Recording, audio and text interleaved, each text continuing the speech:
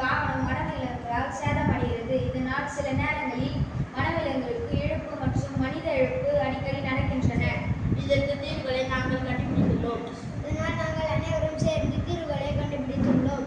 தீர்வை பசுமை பாலம்.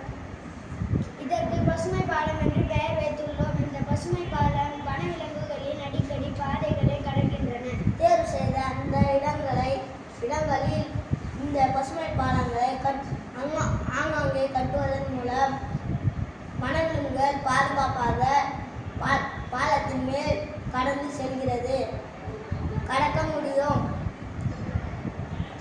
இதனால் மனிதர்கள் தார் சாலை வழியாகவும் வனவிலங்குகள் பசுமை பாலத்தின் மேல் பாதுகாப்பாக கடக்க முடியும்.